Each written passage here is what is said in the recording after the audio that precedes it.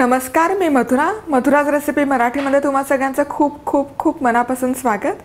तर आत्तापर्यंत आपण नवरात्री विशेष उपवासाच्या रेसिपी पाहत आलो। आता आपण विजयादशमी स्पेशल म्हणजेच दसऱ्यासाठी श्रीखंड कसं बनवायचं ते पाहूयात। अगदी खूप सोपी आणि झटपट होणारी ही रेसिपी आहे। तर इथे बाउलमध्ये मी 1 कप चक्का घेतलाय। तर इथे बाजारात चक्का इझिली अवेलेबल असतो, त्यामुळे मी तो विकत आणलाय।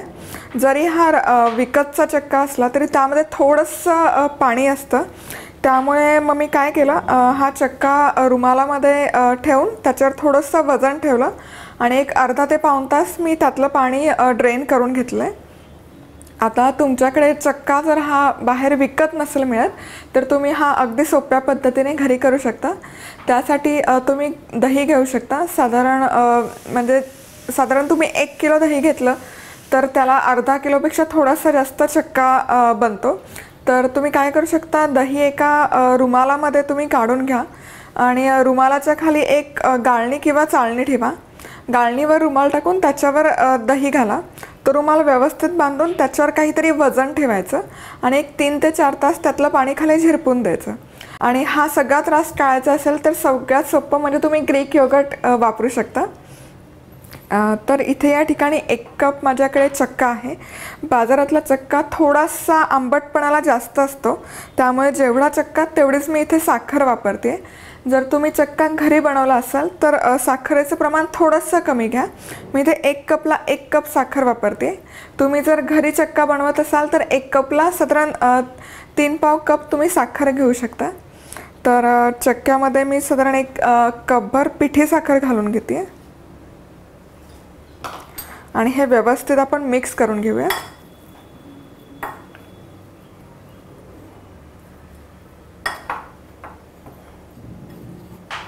आणि या चक्क्यामध्ये ही पिठी साखर छान अशी एकजीव झाली।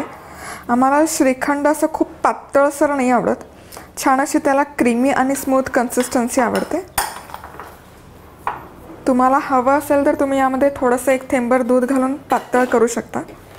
आता माझ्याकडे हँड ब्लेंडर आहे, त्याने मी हे व्यवस्थित ब्लेंड करून घेते।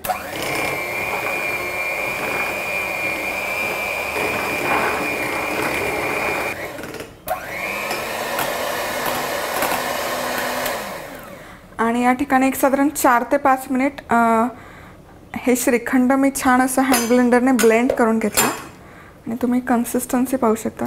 मस्त हे छान असं स्मूथ आणि क्रीमी झालं आहे, छान फ्लफी टेक्स्चर आलं आहे श्रीखंडला। तुमच्याकडे जर हे हँड ब्लेंडर नसेल तर तुम्ही हे चक्का आणि साखरेचं मिश्रण डायरेक्ट मिक्सरच्या भांड्यात घालून ब्लेंड केलं तरी चालू शकतं।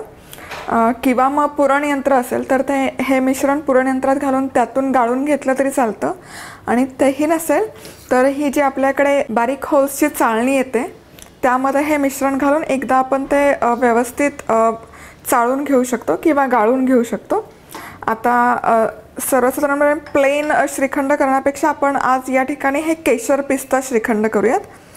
तर या ठिकाणी माझ्याकडे 1 चमचाभर दूध आहे, त्यामध्ये एक साधारणपणे 10 ते 12 केशरच्या काड्या घातल्यात आणि हे दूध मी मायक्रोवेव्हमध्ये गरम करून घेतलं आहे, त्यामुळे त्याला असा रंग खूप छान येतो। आता हे केशरचं दूध घालूयात। आहा, मस्त दिसतं। त्यानंतर माझ्याकडे काही पिस्ता आहेत बारीक कापलेले,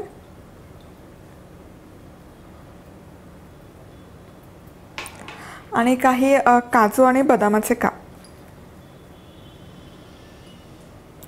आणि हे आता पुन्हा आपण व्यवस्थित मिक्स करून घेऊयात।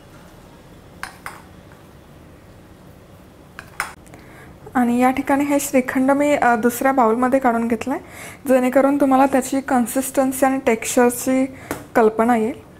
तुम्ही बघू शकता हे मस्त असं छान फ्लफी झालं आहे, स्मूथ आणि क्रीमी झालं आहे। आता सगळ्यात शेवटी यामध्ये थोडीशी वेलची पूड घालते आणि पुन्हा एकदा छान असं मिक्स करून घेऊयात।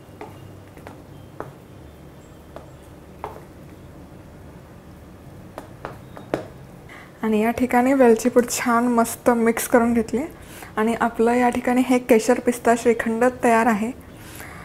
तुम्ही हा बाउल एक साधारण सर्विंग करायच्या आधी 4 ते 5 तास फ्रीजमध्ये ठेवू शकता, जेणेकरून त्यामध्ये जी आपण साखर घातली आहे ती छान चक्क्याबरोबर एकजीव होते आणि केशरचा फ्लेवर त्यामध्ये छान उतरतो. अर्थातच श्रीखंड आपण पुरीबरोबर सर्व करतो, तर आपण पुरीची पण रेसिपी पाहूयात कशी करायचं ते पुढच्या एपिसोडमध्ये. तर कशी वाटली तुम्हाला ही आजची रेसिपी? जर तुम्हाला ही आजची केशर पिस्ता श्रीखंडाची रेसिपी आवडली असेल तर तुम्ही प्लीज हा व्हिडिओ लाईक करा. त्याचबरोबर तुमच्या काही सजेशन्स असतील, प्रतिक्रिया असतील किंवा काही प्रश्न असतील तर ते तुम्ही खाली कमेंट बॉक्समध्ये नोंदवू शकता. त्याचबरोबर तुम्ही हे माझं यूट्यूबचं Madhura's recipe Marathi channel subscribe करा. सगळ्यात महत्त्वाचं म्हणजे हे निःशुल्क आहे, फुकट आहे, फ्री आहे.